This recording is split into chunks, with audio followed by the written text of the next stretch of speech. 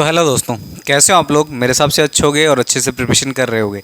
जैसा कि आपको पता है कि सीपीओ 2023 का रिजल्ट्स फाइनल रिजल्ट्स आ गया है और आप लोगों का सिलेक्शन कईयों का हुआ होगा। कई लोगों को सिलेक्शन को देख के 2024 में प्रिपरेशन करना स्टार्ट होगा, जिसका एप्लीकेशन फॉर्म भरा जा चुका है, जिसकी प्रीलिम्स आगे है। इस वीडियो में आप सबसे पहले बात करेंगे कि जिन लोगों का रिजल्ट आ गया है फाइनल 2023 सीपीओ से, जो दिल्ली पुलिस हो या फिर किसी प्रकार की फोर्स हो, उनका रिगार्डिंग बात करेंगे कि उनका ज्वाइनिंग लेटर कब तक इशू हो जाएगा। दूसरा जो टॉप मेन मकसद रहेगा वो रहेगा जैसे दिल्ली पुलिस एसआई की जॉब प्रोफाइल जो है वो क्या है, एक तरीके से कुल मिला के जो उसका बेसिक प्रोफाइल है उसके बारे में थोड़ी चर्चा करेंगे। ऐसे तो हमने एक वीडियो बनाई हुई है आपके लिए, तो इस वीडियो को लेंगे आपको पिन बटन में या फिर डिस्क्रिप्शन में आपको मिल जाएगा, तो वहाँ से आप वीडियो देख लेना।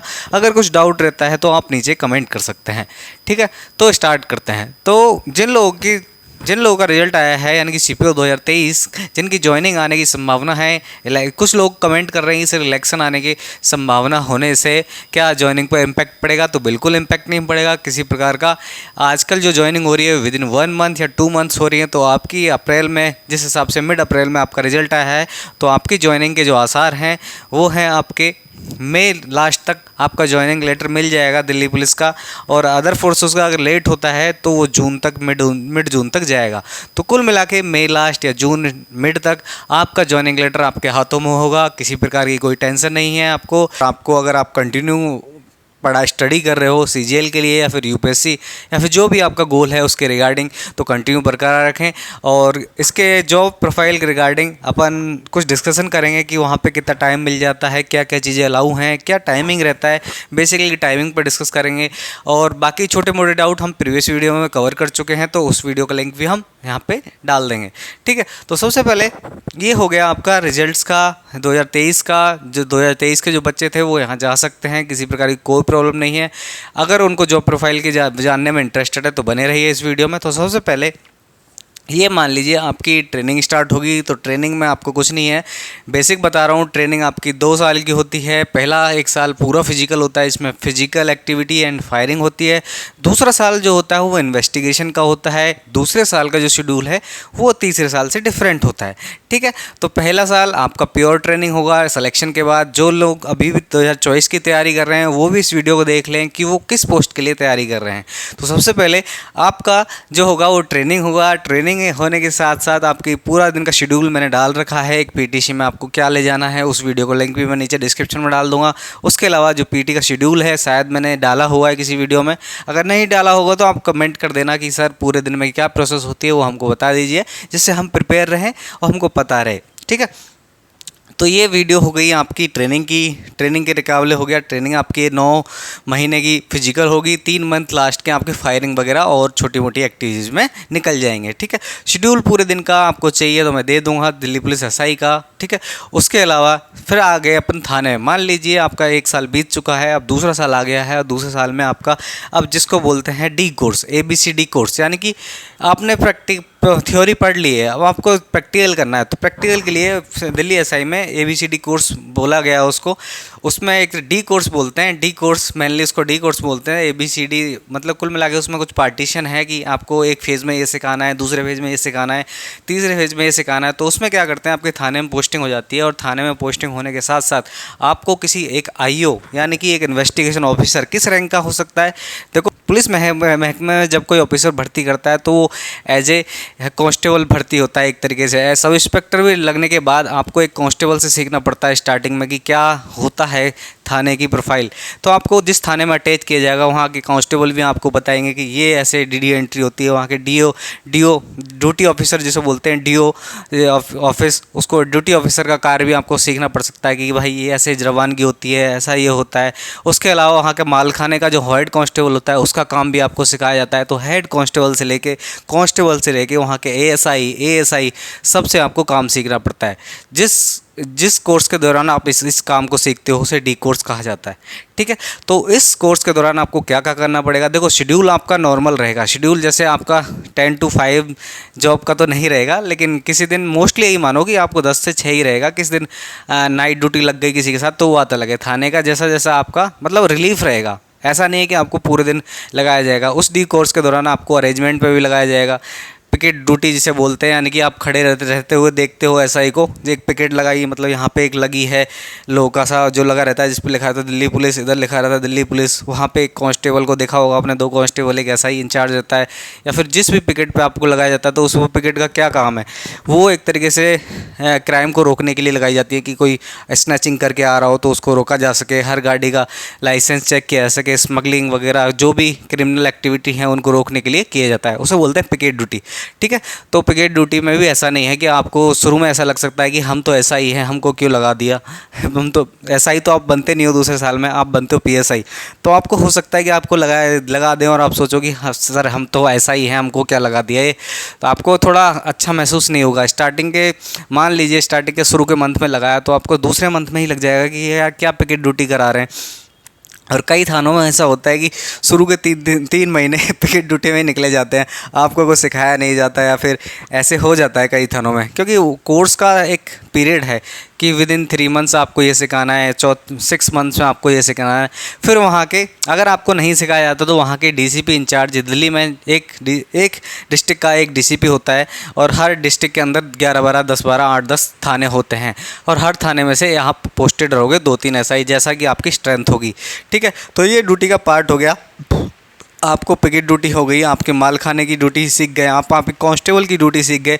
अब मेन जो काम रहा आपका, वो एक तरीके से एसआई इन्वेस्टिगेशन ऑफिसर का रहा। ठीक है, तो वो कैसे करते हैं, तो वो उसमें आपको देखो सीधा है, उसमें आपको किसी एक ऑफिसर के साथ जो कि आईओ है, जैसे हेड कांस्टेबल रैंक का स्टार्टिंग में अटैच कर सकते हैं, एएसआई रैंक का भी आईओ होता है, लेकिन हेड कांस्टेबल रैंक को छोटे मोटे केस दिए जाते हैं, थेफ्ट हुआ, छोटी मोटी चीज़ें वो दी जाती हैं। ठीक है, बड़ी जो केस होते हैं स्नैचिंग, मर्डर, रेप वगैरह वगैरह, वो एएसआई रैंक से स्टार्ट हो जाते हैं। ठीक है, और भी हीनियस क्राइम होगा तो उसमें अपर अथॉरिटी इन्वॉल्व होती जाती है। अगर मर्डर भी हो जाता है तो वहाँ का एसीपी भी इन्वॉल्व हो जाता है, और मर्डर का केस जो होता है शायद इंस्पेक्टर, मैं अब भूल चुका हूँ थोड़ा, तो वहाँ का इंस्पेक्टर मेरे हिसाब से उनके नाम से ही होता है वो, क्योंकि हमारे थाने में एक मर्डर हुआ था उस टाइम पे, तो उस किसी एसएचओ सर या ब्रावो सर इन्होंने किसे किया था। ठीक है, मैं पूरे थाने की डिटेल आपको पूरे वीडियो में बता दूंगा। उसके बाद आप मान लीजिए कि आपका एक आईओ के साथ अटैचमेंट हो गया, तो आपका शेड्यूल क्या रहेगा उस दौरान और आपके आफ्टर ट्रेनिंग के दौरान। अब मान लीजिए कोई आईओ है, यानी कि मैं एक पीएसआई हूँ आपकी तरह, जिसका मेरा सिलेक्शन हुआ है और मैं डी कोर्स के दौरान आया हूँ। अब यहाँ पे एक सर हैं, मान लीजिए एक सवाई सर हैं, सवाई सिंह नाम है उनका, वो रेपुटेटेड एसआई हैं, और उनके साथ मेरा एसआई है, एएसआई हैं, उनके साथ मेरा एक डी कोर्स के लिए अटैच किया गया है एसएचओ सर द्वारा। ठीक है, कि आप इनके साथ लग जाओ, कल को उनके साथ लग जाना। तो उस दिन मेरा उनके साथ है, और उनकी ड्यूटी आज सुबह से स्टार्ट होती है 8 बजे से शाम के 8, कॉल ड्यूटी। कॉल ड्यूटी समझते हो, इसका भी मैं बता दूंगा। तो आपको चलो कॉल ड्यूटी बता देते हैं। तो थाने में स्टार्टिंग में क्या होता है कि एक इमरजेंसी ड्यूटी लगती है एक एसआई की। तो जैसे वहाँ 24 घंटे शिफ्ट चलती है, इतना आपको पता है कि थाने 24 घंटे चलते हैं। तो 24 वीडियो लंबी होगी लेकिन फ्रूटफुल होगी, इसी बात की टेंशन ना लें, पूरी वीडियो बने रहें। ठीक है, तो स्टार्ट करते। तो थाने में 2 इमरजेंसी ऑफिसर जो होते हैं, जो एक शिफ्ट के दौरान 2, 3, 4 ऐसे इमरजेंसी एसआई लगाए जाते हैं। एसआई, एएसआई जो भी है, इन्वेस्टिगेशन ऑफिसर, आईओ रैंक के, कुल मिला के आईओ बोला जाता है। वहाँ पे किसी को एएसआई नहीं बोला जाता, किसी को एसआई नहीं बोला जाता, वहाँ पे एक ही रैंक होती है इन्वेस्टिगेशन ऑफिसर। तो वहाँ पे एएसआई या एसआई रैंक के कुल मिला के इंस्पेक्टर, आपके सब इंस्पेक्टर, कलीग्स या फिर आपके सीनियर्स, वो आपके साथ वो काम कर रहे होंगे और उनके साथ आपको अटैच किया जाएगा। तो एक शिफ्ट यानी 8 से 8 सुबह की बात कर रहे हैं हम, 8 AM से 7 रात के 8 PM तक 3 या 4 एसआई वो काम कर रहे हैं उन कॉलों को अटेंड करने के लिए। कॉलों का मतलब क्या है, जैसे मान लिए इस कॉलोनी सरिता विहार एक कॉलोनी है, वहाँ से किसी का कॉल आता है कि सर हेलो, यहाँ पे कुछ लड़के हैं वो झगड़ा कर रहे हैं और हमको उससे परेशानी हो रही है, गाली गलौज कर रहे हैं या फिर मार पिटाई कर रहे हैं। अब उन दोनों पार्टियों ने लड़ाई करी, उन्होंने कॉल नहीं किया, थर्ड पार्टी ने कॉल किया कि सर हमको परेशानी हो रही है या फिर रास्ता जाम हो रहा है वगैरह वगैरह। तो उस कॉल को अटेंड करने के लिए वहाँ के थाने में कॉल आता है, वो 100 नंबर पर डायल करते हैं। 100 नंबर पर डायल करने से वहाँ के दिल्ली में वहाँ का डिस्ट्रिक्ट जो है वहाँ कॉल जाता है, वहाँ से कन्वर्ट होकर फिर अपने वहाँ आता है, वो कनेक्ट हो जाता है विदिन मिनट्स, विदिन सेकंड्स। तो अपने थाने में वो कॉल आ जाती है। थाने में वहाँ पे एक ड्यूटी ऑफिसर जो रहते हैं वो कॉल को उठाते हैं, पिकअप करते हैं और वहाँ के मामले की पूछताछ करते हैं कि क्या प्रॉब्लम है। तो जैसे ही प्रॉब्लम का पता चलता है तो वहाँ अगर लगता है कि प्रॉब्लम सॉल्व होने लायक नहीं है और किसी को अटैच करना पड़ेगा, तो वो आपका नाम लिख दिया, सवाई सिंह सर का नाम लिख दिया, ये आईओ इसको देखेंगे। ठीक है, अब उन आईओ के अंडर में एक कांस्टेबल, जैसा कि आप लोग कहते हो कि कितने कांस्टेबल अटैच होते हैं, तो एक कांस्टेबल उनको मिलता है ड्यूटी के दौरान। ठीक है, उसके अलावा जिस एरिया में वो लड़ाई हुई है, मान लीजिए जो सरिता विहार मैंने नाम लिया, उस थाने में कोई कांस्टेबल है, वो प्रेजेंट है और वो वहीं पे पेट्रोलिंग कर रहा होगा वगैरह वगैरह कुछ कर रहा होगा, वो इसकी बीट है। अब मैं थाने का पूरा बीट डिवीज़न ये अगर समझाने बैठूँगा तो पूरा वीडियो बहुत लॉन्ग चला जाएगा। ठीक है, तो थाने में आप मान लीजिए कि बीट एक हेड कांस्टेबल के अंडर होती है, उसके अंडर में कांस्टेबल होते हैं। तो मान लीजिए एक एरिया है, उसका एक इंचार्ज, एक उस एरिया का इंचार्ज एक कांस्टेबल को बनाया गया है और वो वहाँ प्रेजेंट है। तो जिसको कॉल यानी सवाई सर को, इंचार्ज को कॉल असाइन हुई है, उनके साथ मैं हूँ पीएसआई लाखन सिंह। हाँ ठीक है, और एक हवलदार, एक कांस्टेबल जो कि रहता ही है। तो सवाई सर ने कहा कि यार लाखन उसको बोल दे, कांस्टेबल को देख के आ जाएगा कुछ छोटा मोटा इशू है या नहीं है। तो तुरंत जाना तो खुद को चाहिए। ठीक है, या फिर उन्होंने बोल दिया लाखन तू देख के आ जा, कुछ इश्यू हो तो मेरे को बता देना। ठीक है, अटैच शुरू में ऐसा भी हो सकता है कि शुरू में वो आपको ले जाएं साथ में, जैसे स्टार्टिंग में वो कहेंगे चल लाखन चल तेरे को सिखाता हूँ कैसे करते हैं, तो वहाँ पहुँच जाते हैं मुकदमे पे, मौके पे पहुँचे, वहाँ डील किया, लगा पार्टी, दोनों पार्टी झगड़ा करने से शांत हो गई है, किसी प्रकार की कोई दिक्कत नहीं है, मार पिटाई भी नहीं हुई है, खून खराबा भी नहीं हुआ है, कोई क्रिमिनल एक्टिविटी नहीं हुई है। तो उस पर क्या करना पड़ता है अपने को, रिटर्न में एक एप्लीकेशन, एक पन्ने में एक तरीके से लिखवाना होता है कि जिसने कॉल करी है उसको कोई प्रॉब्लम नहीं है और दोनों पार्टियां सुरक्षित हैं, कोई प्रकार की कोई दिक्कत नहीं है। तो एक तरीके से राजीनामा अपने को क्या आता है, शाम को जब आते हैं अपन 8 बजे ड्यूटी करके, तो अपने जो जो कॉल अटेंड करी हैं उनका एक डिस्क्रिप्शन लिखना होता है कि उनमें किया क्या है, अपन ने हुआ क्या है। ठीक है, ऐसे ही रफा दफा नहीं कर सकते आप। ठीक है, या फिर एक तो ये प्रोसीजर हो गया कि आप खुद जाओ, जैसे सवाई सर लाखन जी मेरे को पीएसआई को लेके गए वहाँ पे और बताया, कांस्टेबल को छेड़ा ही नहीं, या फिर कांस्टेबल को भी ले गए, या फिर दूसरा वो ऐसा कह दें, वो बाद में बताऊंगा 3rd ईयर में जो आप कर सकते हो।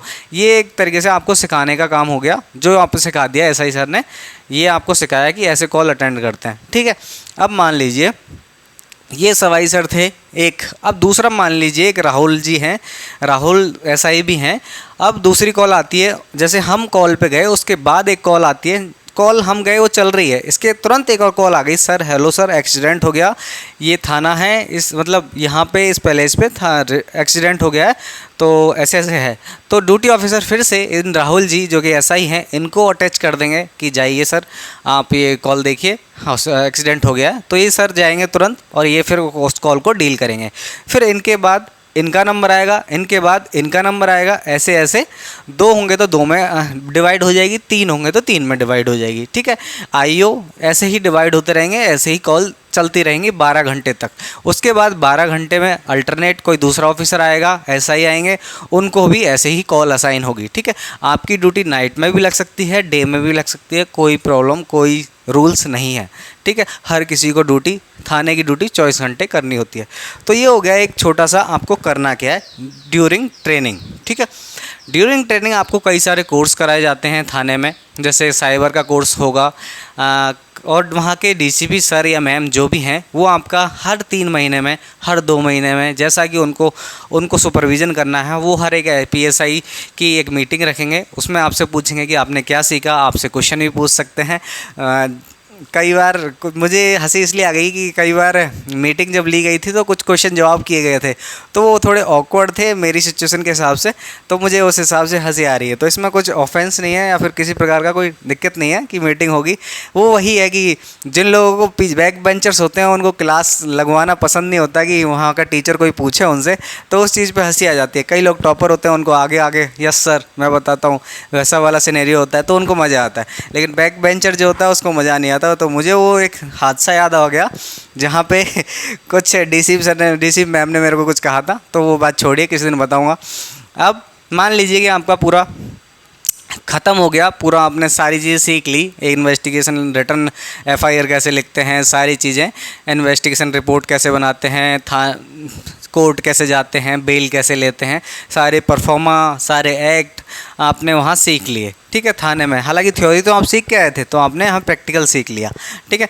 आप मान लीजिए आपका दूसरा साल जो कि डी कोर्स था वो ख़त्म हो गया। अब इस डी कोर्स को दो तरीके से करा सकते हैं, या तो आपके ट्रेनिंग के साथ में 6 महीने की ट्रेनिंग जो फिजिकल थी उसके बाद करा दें 6 महीने, या फिर साथ में जैसा कि हमारे हुई थी 1 साल कंप्लीट हो गई ट्रेनिंग, उसके बाद 1 साल करा दिया। तो उनका जैसा रहेगा वहाँ के कमिश्नर सर जो कि ट्रेनिंग इंचार्ज हैं, या फिर डीसीपी सर, जैसा भी जो भी अपर अथॉरिटी डिसाइड करेगी वैसा आपका हो जाएगा। तो इसमें को 1 साल का हो सकता है, 1 साल की फिजिकल, 1 साल का डी कोर्स, या फिर 6 मंथ की ट्रेनिंग, 6 साल का AB कोर्स, फिर ट्रेनिंग, फिर कोर्स, ठीक है। कुल मिला के 2 साल ही लगेंगे आपके। तो 2 साल में आपका फिर से क्या हुआ, डी कोर्स भी कंप्लीट हो गया। अब डी कोर्स कंप्लीट होने के बाद आप परफेक्ट IO बन गए हो एज पर ऑफिशियल, ठीक है। तो इस डी कोर्स में ऐसा ही नहीं है, डी कोर्स में आपका एक रिपोर्ट जाती है वहाँ के SHO सर, वहाँ उनको रिपोर्ट करते हैं कि मैडम ये सीखा है इन्होंने। तो एक रिपोर्ट जाती है DCP ऑफिस, DC ऑफिस से फिर आपका कंफर्मेशन आ जाता है कि आप 2 साल कंप्लीट हो गए, आपका डी कोर्स कंप्लीट हो गया, ओके ओके। इसके बाद आपका 3 साल होते ही सेम थाने में आपकी पोस्टिंग हो सकती है। ऐसा भी हो सकता है कि थाना चेंज हो जाए, ठीक है।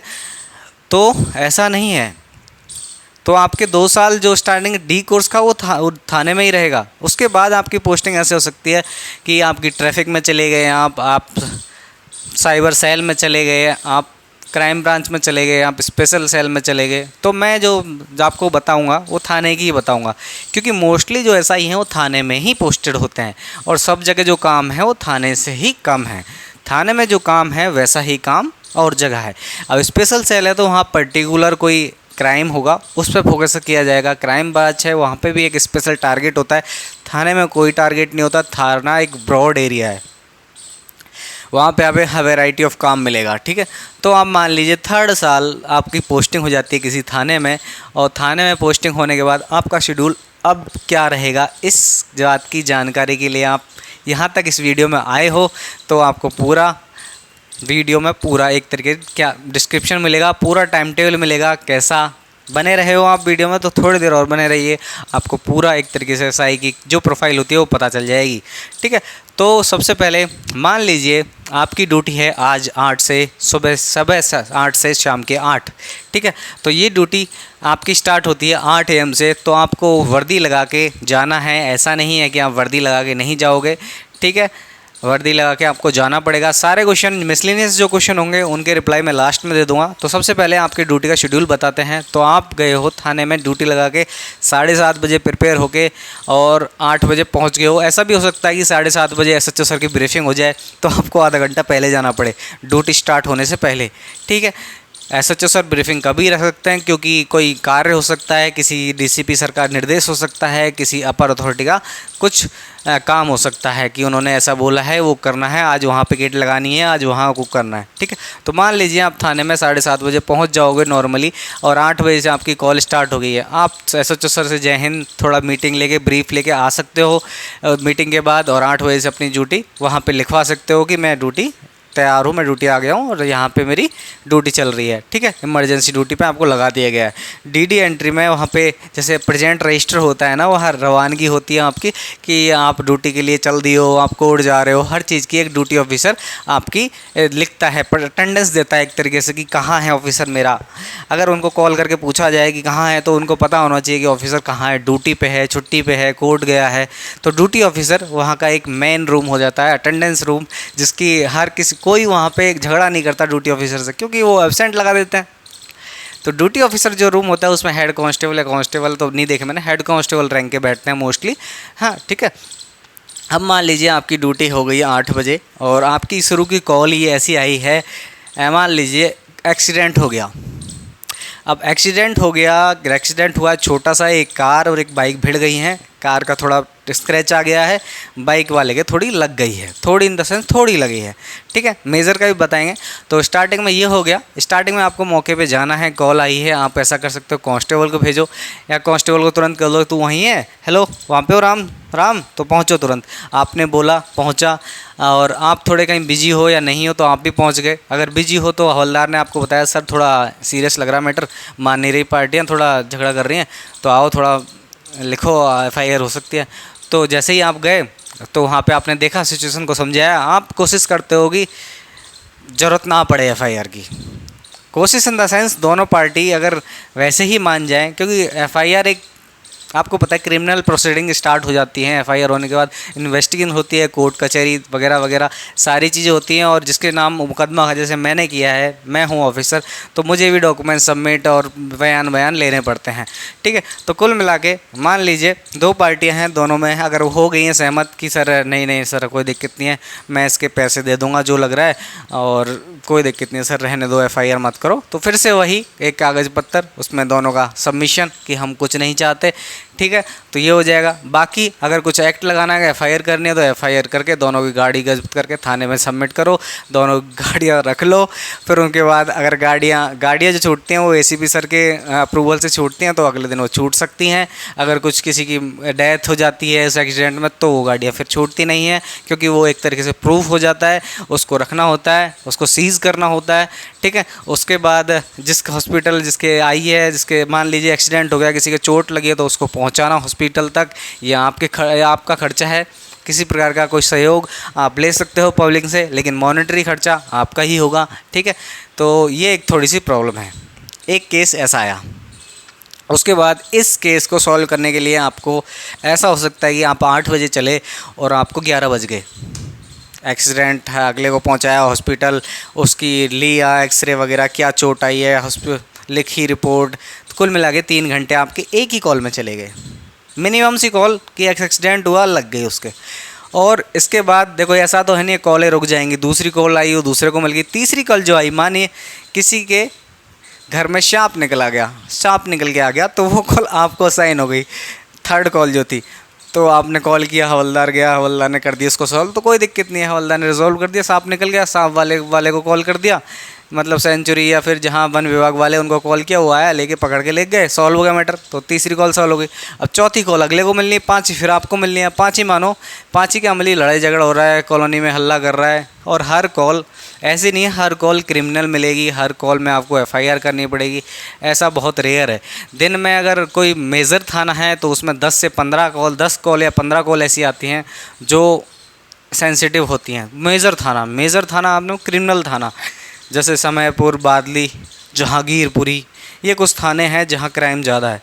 ठीक है, अब एक नॉर्मल थाना जिसमें द्वारका में सेक्टर है जहाँ एक्सीडेंट होते हैं, छोटे थाने, मीडियम थाने, वहाँ 2 से 3 केस ही आते हैं जिनमें कुछ करना होता है। जैसे कुछ लड़ाई हुआ तो कलंदरा एक बोलते हैं, DP एक्ट होता है वहाँ पे, दिल्ली पुलिस एक्ट, उसके थ्रू एक 2 झगड़ा करने वालों को एक वार्निंग दी जाती है कि आगे से करोगे तो तुमको ये जुर्माना या जेल में पटक देंगे, ऐसा कलंदरा बनता है। ज़्यादा एक्ट तो मुझे याद नहीं है, लेकिन एक DP एक्ट का कलंदरा बनता है। CRPC IPC की ज़रूरत नहीं पड़ती उस छोटे मोटे एक्टों में, दिल्ली पुलिस का एक एक्ट है वे छोटा सा, उससे भी काम चल जाता है। ठीक है, तो ये तो रही आपकी कॉल, यही प्रोसीडिंग आपकी चलती रहेगी, ऐसे ही केस आपको संभालने पड़ेंगे रात के 8 बजे तक। ठीक है, ये आपके एक जनरल ओवरव्यू हो गया। रात के 8 बज गए हैं, आपकी ड्यूटी हो गई है सेफली। 8 बजे के आसपास कोई कॉल ऐसी नहीं आई है जो आपको फंसा के रखे, लाइक किसी की डेथ हो गई, किसी का एक्सीडेंट हो गया, किसी का और कुछ हो गया, किसी को छोटी बच्ची भाग गई, किडनैप हो गई, कोई क्राइम ऐसा हीनियस क्राइम हो गया जिसमें आपको जाना पड़े। अब छोटा मोटा हुआ है कि किसी की बाइक चोरी हो गई, तो उसकी आपने लिख दिया कि चोरी में भी जाना तो पड़ता है, लेकिन आपने लिखवा दिया हवलदार से कि FIR कर ले। ये FIR in the sense online भी FIR कर सकते हो कि ये मेरी खो गई है या फिर ये चोरी कर लिया वगैरह वगैरह, तो ऐसे भी काम चल जाता है। कुल मिला के 8 बजे आप फ्री हो गए हो सेफली, आपको किसी प्रकार की कोई प्रॉब्लम नहीं आई है। इसी दौरान ऐसा हो सकता है कि 8 बजे के आसपास SHO सर की ब्रीफिंग हो जाए, विद इन ड्यूटी के टाइम पे आप किसी SHO सर की ब्रीफिंग हो जाए 4 या 5 बजे, विद इन ड्यूटी, समझ रहे हो, 8 बजे ख़त्म होने से पहले, तो उस ब्रीफिंग में भी आपको जाना पड़ सकता है। ठीक है, चाहे ऑन ड्यूटी हो या ऑन ड्यूटी हो। ठीक है, अब मान लीजिए रात के 8 बजे आपकी ख़त्म हो गई है, तो रात के 12 घंटे आपके, अगले 12 घंटे 8 से 8 आपके रिलीफ है, कोई किसी प्रकार की कोई प्रॉब्लम नहीं है। यानी कि आज दिन था का पूरा 8 से 8, रात के 8 से सुबह के 8 पूरा फ्री आपका। उसके बाद आपका दिन वाला भी पूरा फ्री। जैसा आपने सुना होगा 12/24 होता है, तो 12/24 इसी को कहते हैं। 12 घंटे ड्यूटी करने के बाद आपको 24 घंटे का रेस्ट जो मिले उसे 12/24 कहते हैं। तो 12 घंटे नाइट के मिल गए आपके, नाइट के 8 से सुबह के 8, और फिर अगले जो 12 घंटे हैं 8 से 8 वो, क्योंकि नाइट लगने वाली है आपकी, मोस्टली ऐसा ही लगता है, एक दिन डे अगले दिन नाइट, एक दिन डे अगले दिन नाइट, ये नॉर्मल लगता है। किसी किसी को प्रॉब्लम होती है तो वो कह देता है, किसी कोई मैनेज करते हैं आपस में, वो चीज़ अलग है, लेकिन मोस्टली जनरलाइज ऐसा ही चलता है। तो आप लिए कल नाइट है, ठीक है। तो अब अगले दिन का जो डे है, यानी कि आज नाइट तो अपने ऑफ कर लिया, अगले सुबह दिन का कल का डे 8 से रात के 8 तक अपना ऑफ है। लेकिन उसके दौरान एसएचओ सर ने कुछ काम बताया, ब्रीफिंग ली, तो आपको जाना पड़ेगा। कोई कोर्ट मैटर है, जाना पड़ेगा। और जो भी केस हुए हैं उनमें कुछ इन्वेस्टिगेशन करनी है, कोई काम पेंडिंग है, अपने टाइम पे करना पड़ेगा। कोई अलग से टाइम आपको मिलने नहीं वाला वहाँ पे, तो ये थोड़ा हेक्टिक है। अब पहुँच गए अपन रात 8 बजे, तो रात के 8 बजे से फिर से वही सिनेरियो चलता है, और सुबह के 8 बजे तक वो चलता है, यानी कि परसों 8 बजे तक सुबह तक, ठीक है। ऐसे ही काम चलेगा। अब नाइट के दौरान ये होता है कि नाइट के दौरान, दिन में भी होती है पेट्रोलिंग, लेकिन दिन में नहीं करता है। नाइट की ड्यूटी के दौरान वहाँ पे डीसीपी सर जो होते हैं, कहाँ के, नॉर्थ डिस्ट्रिक्ट के या फिर किसी भी डिस्ट्रिक्ट के जो डीसीपी होते हैं, वो किसी ड्यूटी ऑफिसर लगती है हेड क्वार्टर से, या तो एसीपी हो सकता है या डीसीपी हो सकता है, या फिर कोई भी रैंक एसीपी से ऊपर की रैंक के, या फिर इंस्पेक्टर से ऊपर की रैंक के, इंस्पेक्टर रैंक के भी पेट्रोलिंग करते हैं, और ऊपर डीसीपी एसीपी रैंक के भी पेट्रोलिंग करते हैं, ठीक है। पेट्रोलिंग इन द सेंस ये सुपरविजन करते हैं DCP sir, SHO sir, inspector sir, ये 3-4 थाने पे एक होते हैं, और फिर उसके नीचे हर थाने में एक पेट्रोलिंग ऑफिसर लगाया जाता है, जो हर कांस्टेबल को, हर एरिया के कांस्टेबल को, अपने एरिया को कांस्टेबल को जज करता है कि कहाँ घूम रहे हैं, पेट्रोलिंग सही से हो रही है। उनके अलावा ड्यूटी ऑफिसर अपन होते हैं नाइट में, ठीक है। ये दिन में भी ऐसा काम होता है, लेकिन दिन में दिखता नहीं है, दिन में एक्टिविटी इतनी होती नहीं है, सब लोग जगह रहते हैं, तो क्राइम कम होता है, ज़रूरत कम पड़ती है। अब नाइट में जब मान लीजिए डीसीपी सर आए हैं कहीं, मान लीजिए वो पहुँचे इस इलाके में, वो उनका एक इलाका है, 7-8 थानों का एक इलाका है उनका, डीसीपी सर का इंचार्ज है, वो इंचार्ज है, उन्होंने एक लोकेशन दी कि यहाँ पे पहुँचो सारे थाने के, मेरे को देखना है, ब्रीफ करना है कि क्या कर रहे हैं लोग, क्या क्या नहीं कर रहे हैं, सारे लोग प्रेजेंट हैं कि नहीं है। तो वहाँ के डीसीपी सर ने एक दिया इंस्पेक्टर को, इंस्पेक्टर ने दिया हेड क्वार्टर से आएगा कि पहुँचो, वहाँ पहुँचो। तो आपको सबको पहुँचना है, ड्यूटी ऑफिसर को लेके वहाँ सब। ये पेट्रोलिंग ऑफिसर की बात थी, ठीक है। और अगर कोई क्राइम हो गया तो वो पेट्रोलिंग ऑफिसर से, आपके थाने के एसआई से पूछेंगे कि किस ऑफिसर पे है वो कॉल, जैसे मेरे पे है वो कॉल, आप पे है वो कॉल, तो आपसे पूछा जाएगा कि क्या हो रहा है उस कॉल में, हेलो क्या हो गया, वो ठीक है सब, ऐसे वहाँ के अपर अथॉरिटी, जो सुपरविजन अथॉरिटी है, वो आपसे पूछेगी और आपको जवाब देना पड़ेगा, रिपोर्ट करना पड़ेगा टाइम टू टाइम, कोई हीनियस क्राइम हुआ है तो, ठीक है। बाकी अगर नॉर्मल क्राइम है, नॉर्मल ड्यूटी है, तो आपकी 8 से शाम को 8 से सुबह के 8 तक ड्यूटी ख़त्म हो जाएगी, कोई प्रॉब्लम नहीं है, कैसे भी निकालो आप, आपकी मर्जी है, बस शांति से निकलनी चाहिए। उस नाइट ड्यूटी के बाद, यानी कि परसों सुबह के बाद आपको ऑफ़ कितना मिलेगा, उसके बाद जो ऑफ़ होता है वो ऑफ़ कई थानों में सुबह के 8 से, यानी कि मान लीजिए आज सुबह ड्यूटी ख़त्म हुई है, तो आज पूरा नाइट 8 तक मिलेगा, बस इतना ही मिलेगा। 12 के बाद 12 ही मिलता है, कभी कभी 12 के बाद 24 मिल जाता है, तो फिर अगले दिन सुबह से चालू होती है ड्यूटी, ठीक है। ये थाने थाने पे डिपेंड करता है, ऐसा भी हो सकता है नाइट ड्यूटी के बाद आपके उसी दिन 8-12 घंटे का रेस्ट हुआ और आपको नाइट ड्यूटी लगा दी, या फिर कोई पिकेट ड्यूटी लगा दी ऑफिशियली, आपकी सुबह अगले दिन बनती है ड्यूटी, यानी 24 घंटे का रेस्ट बनता है, तो अगले दिन ड्यूटी आएगी। यानी कि आज नाइट आपकी सुबह ख़त्म हुई है तो आज पूरा दिन ऑफ, कल आपका डे लगेगा, ये होता है ऑफिशियली। अगर कोई एसएचओ सर का कुछ कहना है, किसी प्रकार की ब्रीफिंग है, कोई निर्देश है, तो आपको फॉलो करने पड़ेंगे। ये हो गई एक टाइम टेबल वाली बात। टाइम टेबल 12 घंटा मिनिमम मान के चलो, पढ़ाई का टाइम आप लोग कहते हो। अब आप लोगों का ये तो हो गया ड्यूटी टाइमिंग। इसमें किसी का कोई डाउट हो किसी प्रकार का तो कमेंट कर देना। मेरे हिसाब से मैंने कोशिश करी है कि बता दूं आपको सारी चीज़ें। अब मैं एक थाने की ब्रीफ बता देता हूं, फिर उसके बाद मैं कमेंट लूँगा। मुझे नहीं पता वीडियो कितनी लंबी हो रही है, लेकिन मैं चाहता हूँ वीडियो में आपको सब कुछ मिले। अब देखिए, थाने में सबसे ऊपर जो रहता है वो SHO रहते हैं। SHO के साथ साथ 2 इंस्पेक्टर और रहते हैं। एक को बोला जाता है ATO, एक को बोला जाता है ब्रावो। आई थिंक ATO और ब्रावो 2 होते हैं, और तीसरे जो होते हैं वो SHO सर होते हैं। ATO एंटी टेररिस्ट ऐसे कुछ करके होते हैं। कुल मिला के 3 इंस्पेक्टर जो होते हैं वो थाने में होते हैं, जिनमें से एक सीनियर मोस्ट हो सकता है SHO, या फिर जूनियर मोस्ट भी SHO हो सकता है, एज पर हिज क्वालिटी और जो भी है। ठीक है, तो SHO इंस्पेक्टर रहेंगे 3 आपके। उनके नीचे जो रहेंगे SI, वो रहेंगे 7 से 10 की स्ट्रेंथ जो भी रहेगी, वो आपकी स्ट्रेंथ रहेगी 7 से 10। तो 7 से 10 अब क्या करेंगे, एक टाइम पे कितने रहेंगे, वो सारी चीज़ें अलग हैं। उनके नीचे जो कांस्टेबल रहेंगे वो 20 से 30, 20 मिनिमम मान सकते हो, 20 से 30 की स्ट्रेंथ आराम से, 20-35, 20 से 30, 35, 40, 50 जो भी आपके थाने की बड़ा एरिया है तो उस हिसाब से रहेंगे। तो इस हिसाब से कांस्टेबल रहते हैं। उनमें से कुछ हेड कांस्टेबल रहेंगे, 10, 12, 15 जो भी है, इतने हेड कांस्टेबल रहेंगे, उनके नीचे कांस्टेबल रहेंगे। टोटल स्ट्रेंथ आपके थाने की जो रहेगी करीबन 30, 50, 70, 80 या 90, 80 के आसपास जो आपकी स्ट्रेंथ रहेगी थाने की, मेरे हिसाब से 80 के आसपास रहेगी। थोड़ा ऊपर नीचे हो सकती है बड़े छोटे थाने के हिसाब से। ठीक है, ये आपका आइडियल थाने का पूरा मैंने आपसे सिनेरियो बताया है जो आपका थाने में आप काम करने वाले हो। अब कुछ कमेंट ले लेता हूँ मैं आपके, जो आपने कमेंट किए हुए हैं। वीडियो एक पुरानी वीडियो है, उसके नीचे आपने कमेंट किए हुए हैं। जैसे आपको ये जानना था कि ऐसा है कि जो सर पावर है, पावर क्या है? पावर इन द सेंस यही है, देखो अरेस्ट कर सकते हो किसी को, किसी ने कुछ क्राइम किया है, किसी का सर्च कर सकते हो अगर उसने कुछ फिर से कुछ छिपाया है, थेफ्ट किया है। अगर कहीं मॉब है तो वहाँ मॉब को हटाने के लिए कुछ गोले, कुछ निर्देश, आंसू गोले जो देखते हो, लाठी इंचार्ज देखते हो, एज पर SI की रैंक से ही होते हैं वो। ठीक है, उसके अलावा आपका ये कह रहे हो कि आप प्रमोशन कैसे होता है? तो प्रमोशन का सीधा ऐसा सीन है कि SI से इंस्पेक्टर जब बनते हो तो 12 साल मिनिमम लग जाते हैं। 10 से 15 साल रेंज लेके चलो तो 12 साल एक आइडियल लेके चलो कि 12 साल में आप इंस्पेक्टर बन जाओगे मिनिमम या मैक्सिमम, जो भी मान के चलो।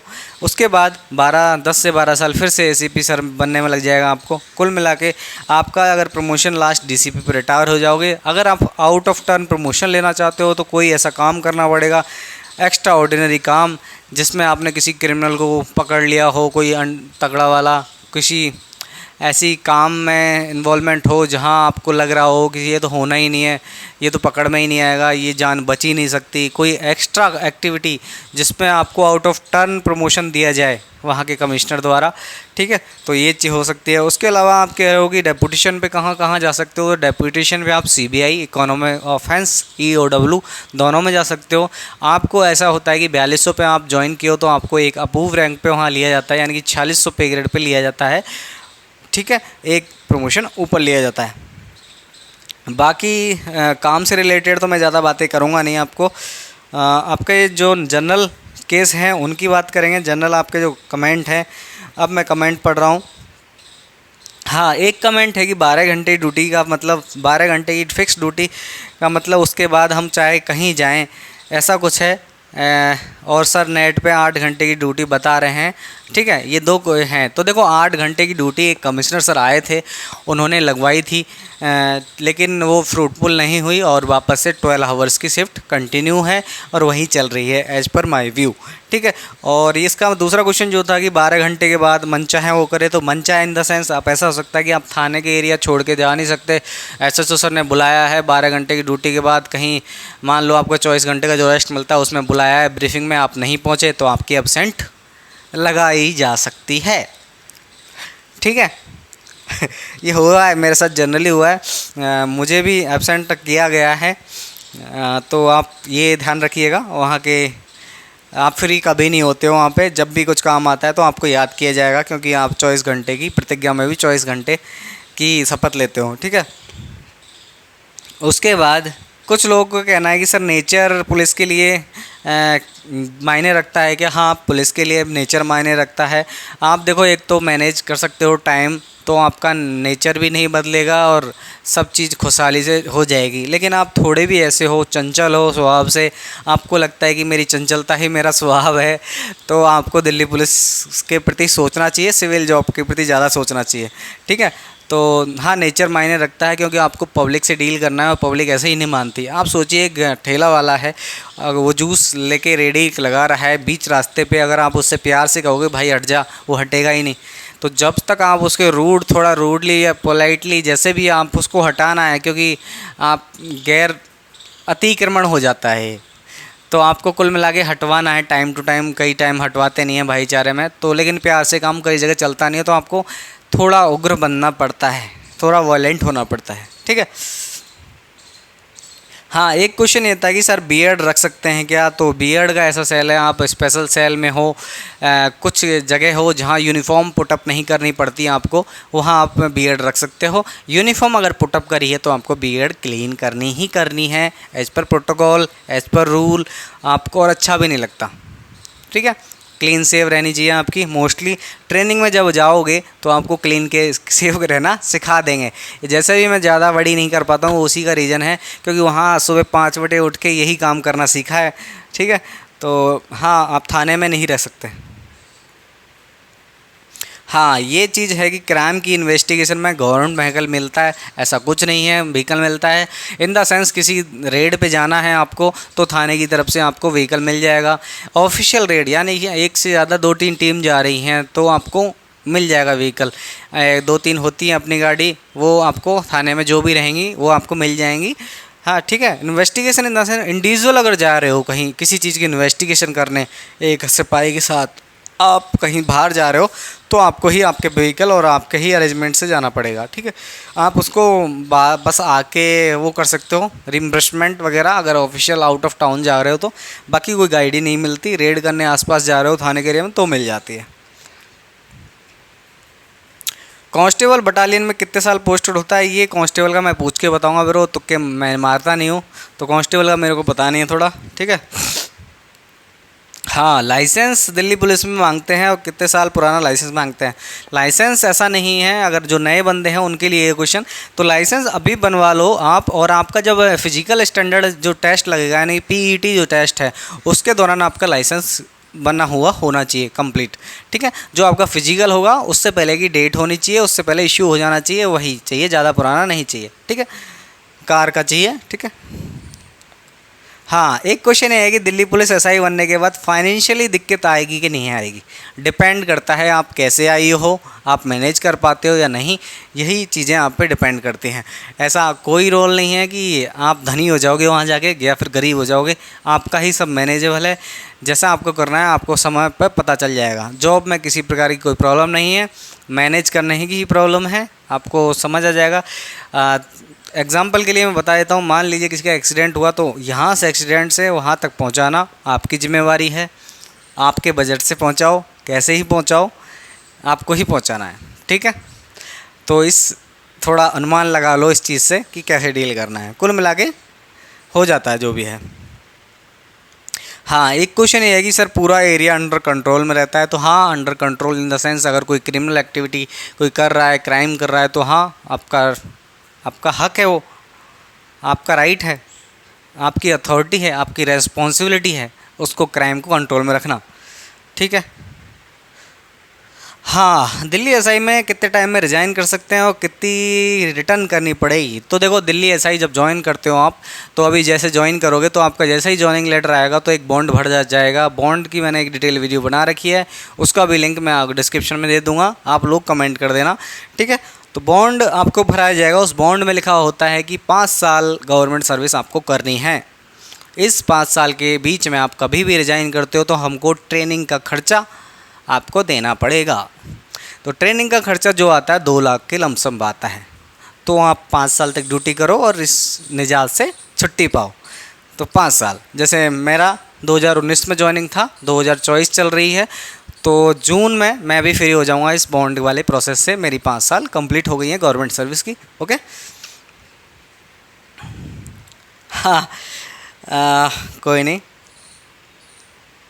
सर मेडिकल में इम्पोर्टेंट क्या है, तो मेडिकल का एक सेपरेट वीडियो बना देंगे आपके लिए, कुछ वीडियो मैंने बना रखी हैं। ये नए वालों के क्वेश्चन है, ठीक है।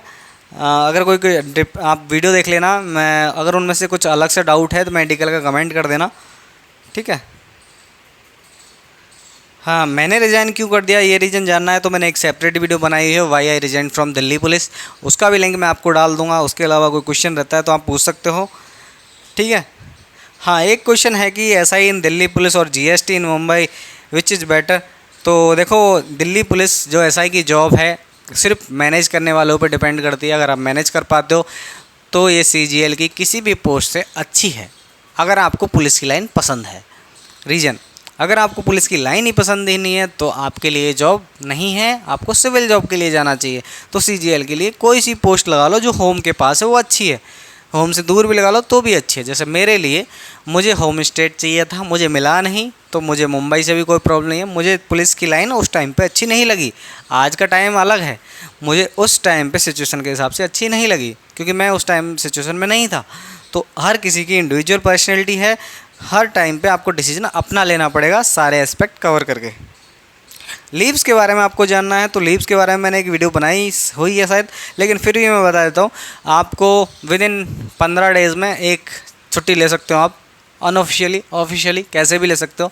बाकी ईएल आपके पास होती हैं जो नॉर्मल सबके पास होती हैं। एसीपी सर साइन करवाइए और जाइए अपने घर, सीधा है। त्योहारों पे छुट्टी मिलती नहीं है आजकल। बर्थडे पे कमिश्नर सर की बाय अप्रूवल से बर्थडे विश करने लग गए, बर्थडे के दिन छुट्टी मिलने लग गई है आपको, ठीक है।